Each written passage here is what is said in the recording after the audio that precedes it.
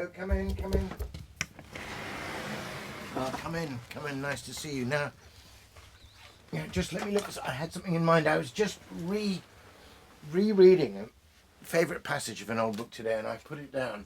I put it down here. Here it is, right on the pile of things I'm presently on the top of the library steps, which makes the library steps slightly useless. But there we are. You will know this absolutely gorgeous childhood classic, Kenneth Grahame's "The Wind in the Willows." In fact, do have a seat. Do have a seat. I don't know if this is still going. Just. I think I read to you before the glorious moment when Mole and Rat are in the boat. It's the bold Mole's first time, and Ratty famously says, you know, "Believe me, my young friend, there's nothing, absolutely nothing, half so much worth doing as simply messing about in boats and on them." Anyway, a glorious passage. But I was put in mind of another passage, indeed the very opening of this book today, because I was trying to be dutiful and get on. I had many unanswered emails, so I was sitting answering unanswered emails, of which there was an increasing list, and there was just a lovely little gentle hint of a warm March wind coming in through my open window there. And I thought, oh, hang this, I can't be bothered doing this anymore. I'm just going to go out for a walk. And so I went out, and I had a lovely walk in Sadler's Woods out there, and felt the first stirrings of spring and the birdsong overhead. And as I was doing it, I had this feeling that I was kind of, I don't know, fulfilling a pattern or falling into a form, or that I was doing, as it were, something that I already knew about, something that had sort of been laid down before. And then I suddenly realised what it was, which was that my decision to suddenly close the computer and go out for a walk because I felt the first stirrings of spring was just like Mole at the very beginning of "The Wind in the Willows," when he's doing the spring cleaning, he's hang spring cleaning. And so I reread the passage earlier on today, and I just had forgotten how, I mean, it's the opening, it's one of the best openings of a book, how wonderful it is, and how certain phrases that I thought I'd come upon much later, and perhaps, you know, I don't know, in a book of theology or devotion, phrases like divine discontent and longing, you know, I thought I'd found them in some, you know, some theology book, but there they were in this childhood favourite. So I thought it might be fun. This is the edition. Actually, I think this is one that belongs to my wife, and she perhaps had it in childhood. I don't know, but it's got the Ernest Shepherd illustrations. It's got the wonderful map with Rat's house and Otter's house and Toad Hall, and then it's got these occasional little illustrations. There's Moley doing the spring cleaning, and there he is rejoicing in the meadow. Anyway, I just read you the first two or three pages, which take you to the view of the river, and then the wonderful thing about storytelling and the sea. But I realise my very decision to sort of leave the work and go out into the spring was itself probably formed by my early and continuous reading of this very chapter. So, "The Wind in the Willows," chapter 1, "The Riverbank."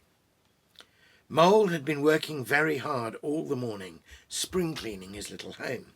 First with brooms, then with dusters, then on ladders and steps and chairs, with a brush and a pail of whitewash, till he had dust in his throat and eyes, and splashes of whitewash all over his black fur, and an aching back and weary arms. Spring was moving in the air above and in the earth below and around him, penetrating even his dark and lowly little house with its spirit of divine discontent and longing. It was small wonder then that he suddenly flung down his brush on the floor and said, "Bother," and "Oh, blow," and also "Hang spring cleaning," and bolted out of the house without even waiting to put on his coat. Something up above was calling him imperiously, and he made for the steep little tunnel which answered in his case to the gravelled carriage drive owned by animals whose residences are near to the sun and air.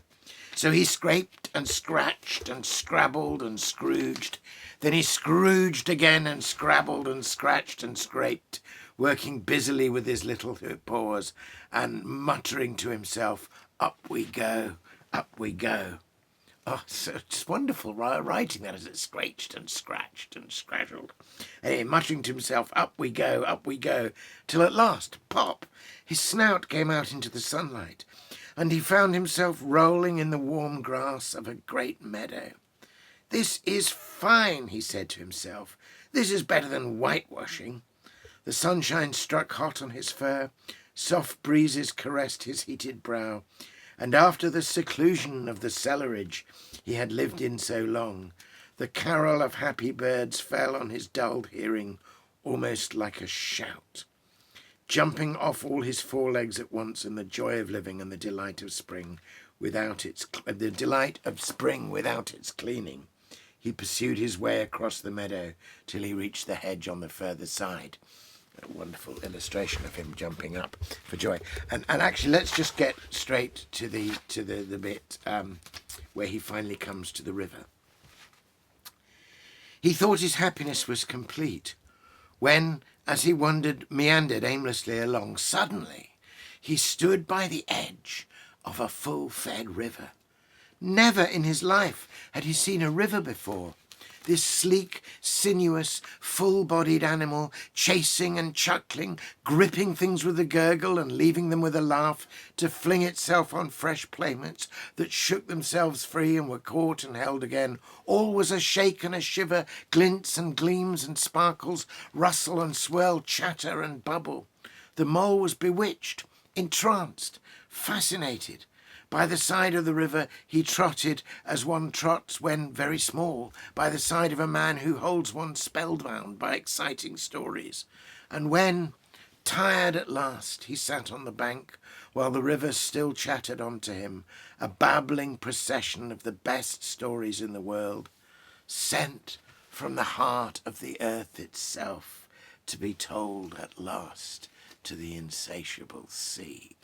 That is astonishingly good writing. I mean, it's writing for children, and you can read it when you're very little. I was quite little when I read this. I didn't get everything, but I got the excitement, and I got the beauty, and I got the kind of delicious sound of the language. And the idea of the river as a living animal or a person that's telling you stories, the idea that you might listen to the stories of the river.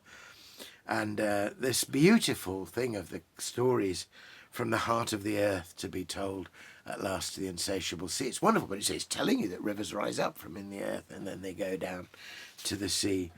And I think it also gave me some of my earliest senses of the sheer rich vocabulary we inherit, in inheriting the English language. It is an astonishingly well-provided language. And he, far from restricting vocabulary for young readers or any of that nonsense, Kenneth Grahame positively enhances it. So look at this one short sentence. The mole was bewitched, entranced, fascinated. That's just superb. So it's just made me want to sit down and read the whole book again. And the four friends, Ratty and Moley and Toad and Badger, are wonderful archetypal figures. You really see deep and perhaps deeply English characteristics in all of them. In fact, as it says on the back here, a little thing from Ted Hughes in the Sunday Times, "The Wind in the Willows needs no introduction. Since it was first published in 1908, it has had dozens of imitators, but remains the classic of its kind. Mole, Water Rat, Badger and Toad are by now four great Englishmen." You won't be surprised, given my proclivity to sailing and poetry and occasional pipe, that it's Ratty is the figure with whom I identify most strongly, although there's a bit of Moley in me as well, I think. Anyway, thanks for dropping by, and a happy warm spring day to you as well.